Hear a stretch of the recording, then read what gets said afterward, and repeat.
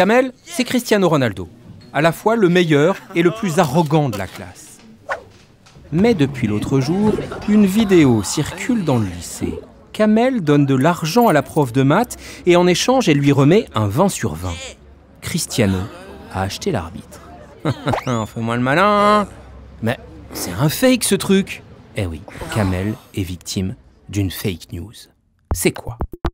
Une fake news, c'est une expression anglaise pour dire fausse information. Une fausse info que l'on fait circuler volontairement pour nuire à quelqu'un ou influencer un groupe.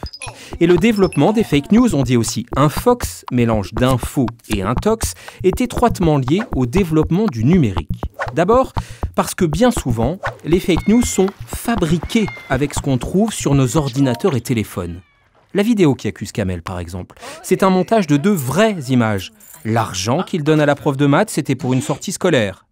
Et des copies 20 sur 20, il en a plein. Aucun rapport entre les deux. Mais un copier-coller et on n'y voit que du feu. Technique de mensonge classique. Aujourd'hui, il y a bien plus évolué. Des logiciels permettent de faire dire presque n'importe quoi à quelqu'un à partir d'une vraie vidéo. Et puis quand c'est un copain qui vous fait parvenir une vidéo bidon, vous avez confiance. On ne vérifie pas, on fait tourner. D'autant plus qu'une fausse info circule souvent plus vite qu'une vraie. Des chercheurs l'ont prouvé. Parce qu'elle est plus sexy, plus effrayante, plus étonnante. C'est même devenu une activité. Il existe des usines à fake news. Des lieux où se réunissent quelques personnes mal intentionnées qui créent de fausses infos à la chaîne et de faux comptes pour les relayer. À coup de fake news, des politiques ou des militants malhonnêtes ou encore des groupes mafieux peuvent ruiner la réputation de quelqu'un, influencer une élection. Surtout qu'aujourd'hui, beaucoup de gens ne s'informent que sur les réseaux et ne croient plus à ce que disent les médias et même parfois les scientifiques. Encore une expression anglaise, fact-checking, vérifier les faits.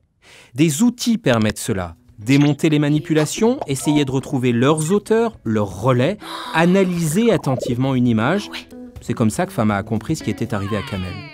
Fake news, le poison, fact-checking, une dose de contrepoison. Les autres médicaments, l'esprit critique pour ne pas se faire avoir, et que les sources fiables regagnent la confiance des internautes, ça c'est pas gagné.